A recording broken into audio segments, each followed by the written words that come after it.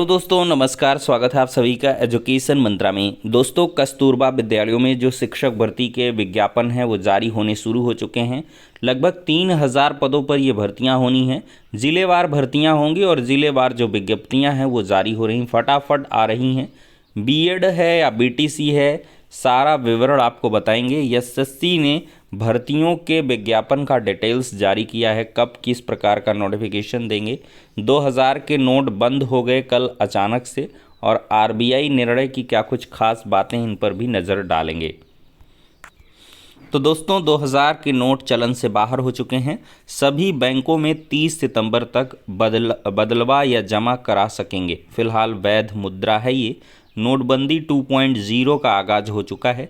नवंबर 2016 में जारी हुई थी नोटबंदी, और 18-19 से नोटों की छपाई ही बंद कर दी गई है। तो दोस्तों, देश में 2000 रुपये के नोटों का प्रचलन बंद कर दिया गया है। आरबीआई शुक्रवार को यह घोषणा कर चुका है। हालांकि यह नोट फिलहाल वैध मुद्रा बना रहेगा। दूसरे शब्दों में, इस नोट को रखना अवैध नहीं होगा, लेकिन 30 सितंबर के बाद इसका चलन बंद हो जाएगा। आरबीआई ने कहा है कि स्वच्छ मुद्रा नीति के तहत 2000 के नोटों को चलन से वापस लेने का फैसला किया गया है। जिन लोगों के पास 2000 के नोट हैं वह या तो इन्हें अपने बैंक खाते में जमा कर दें या इनको बदलकर 500 या छोटे नोट ले लें। जमा या अदला बदली कानूनी दायरे में ही होनी चाहिए। बैंक में जमा कराने के लिए कोई सीमा नहीं है, लेकिन नोट बदलवाने के लिए सीमा तय की गई है। रिजर्व बैंक ने कहा है कि बैंकों के कामकाज को सामान्य रखने के लिए 23 मई से सामान्य बैंकिंग कामकाज के दौरान एक बार में सिर्फ 10 नोट यानी कि 20,000 रुपये ही बदलवाए जा सकेंगे। 30 सितंबर तक यह सहूलियत रहेगी, पर किसी तीसरे व्यक्ति यानी कि बैंकिंग कॉरपोरेट्स के हाथों एक खाताधारक सिर्फ 4,000 रुपये मूल्य 2 नोट को ही बदलवा सकता है। बैंकों को जारी दिशा निर्देश में आरबीआई ने ग्राहकों को 2000 के नोट जारी करने पर भी रोक लगा दी है। लोग रिजर्व बैंक की 19 क्षेत्रीय शाखाओं में भी नोट बदलवा सकते हैं। आरबीआई ने लोगों को इस बात के लिए प्रेरित करने के लिए कहा है कि सभी नोट तय समय तक जमा करा दें।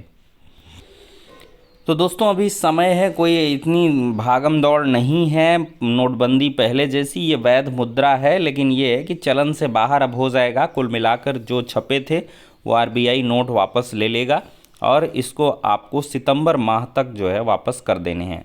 ज़्यादा कोशिश करें कि जल्द से जल्द वापस कर दे। 30 सितंबर अच्छा खासा समय भी है, और बहुत ज़्यादा नोट हैं भी नहीं। काफ़ी कम नोट बचे हुए हैं मार्केट में या लोगों के अवेलेबिलिटी में, तो ये फैसला लिया गया है। अब दोस्तों, आते हैं मुद्दे पर। कार्यालय जिला बेसिक शिक्षा अधिकारी संभल से ये विज्ञप्ति जारी हुई है। और दोस्तों, देखा जाए तो 19/4/2023 तक आवेदन पत्र आमंत्रित किए गए हैं। निर्धारित प्रारूप में आप लोग जमा कर सकते हैं। ठीक है, पंजीकृत डाक के माध्यम से ही आप लोग आवेदन करेंगे। और देख लें, सबसे मैं ज़रूरी अगर बता दूं तो अंग्रेजी से स्नातक उच्च प्राथमिक स्तर की टीटी के साथ प्रशिक्षित स्नातक स्तर की उपाधि, प्रशिक्षण उपाधि के अंतर्गत एनसीटी से मान्यता प्राप्त बीएड समकक्ष ईएलटी इत्यादि प्रशिक्षण मान्य हैं। तो यहाँ पर दोस्तों बीएड और समकक्ष ईएलटी की बात किया गया है, लेकिन बीटीसी की बात नहीं की गई है कहीं पर भी।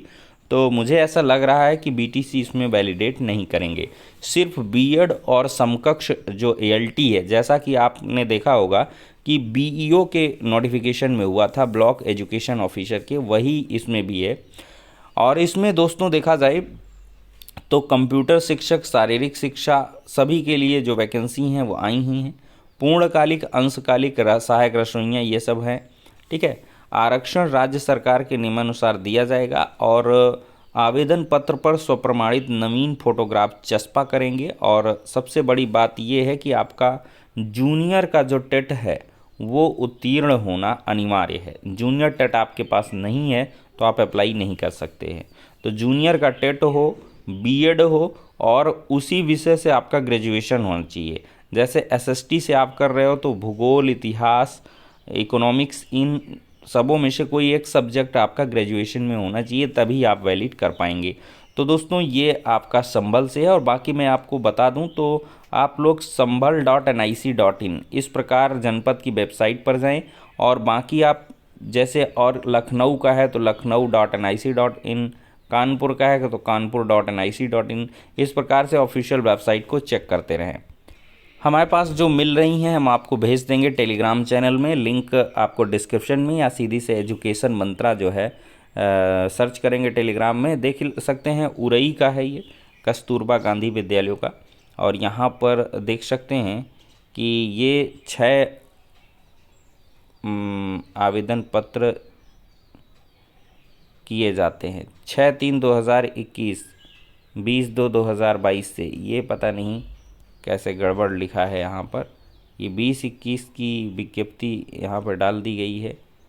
खैर, ये आवेदन पत्र वगैरह, लेकिन ये थोड़ा सा इन्होंने गड़बड़ी कर दी है, या तो ये पुराना है, नया है नहीं। ये देख सकते हैं अपडेटेड है, 28/3/2023 का है। ठीक है, तो यहाँ पर आवेदन पत्र आमंत्रित किए गए हैं। तो आप लोग जिलों पर कांटेक्ट कर लें और उसके हिसाब से यहाँ पर करें। यहाँ पर देख सकते हैं संबंधित विषय से स्नातक, प्रशिक्षित स्नातक के साथ उच्च प्राथमिक स्तर का टीटी 22,000 रुपये मानदेय मिलेगा। और पूर्णकालिक शिक्षिका सामाजिक विषय के लिए, कंप्यूटर के लिए 9,800 रुपये, मुख्य रसोइया के लिए 6900 है, सहायक रसोइया के लिए 5,175 रुपये। इस प्रकार से आपको जो है मिलने वाला है। बाकी MTS 2023 के लिए आवेदन 14 जून से संभावित है। संशोधित कैलेंडर जारी हो चुका है। 5 महीनों में 7 भर्तियों के आवेदन SSC लेने वाला है। मल्टीटास्किंग स्टाफ 14 जून से 14 जुलाई के बीच, परीक्षा इसकी सितंबर में है। दिल्ली पुलिस सब इंस्पेक्टर 20 जुलाई से 13 अगस्त अक्टूबर में। जूनियर इंजीनियर 2023 26 जुलाई से 16 अगस्त। और स्टेनोग्राफर CD 2 से 23 अगस्त। जूनियर ट्रांसलेटर 2023 अक्टूबर नवंबर। दिल्ली पुलिस कांस्टेबल नवंबर दिसंबर। मल्टीटास्किंग 1 से 10 अक्टूबर। तो दिसंबर 2023 जनवरी 2024। इस प्रकार से ये आवेदन और एग्ज़ाम का आपको जो है डेटा बता दिया गया है। इसके हिसाब से आप लोग तैयारी कर लें। दोस्तों, एक बड़ी अपडेट है। 1 में PG तो 3 विषयों में भर्ती के होंगे दावेदार।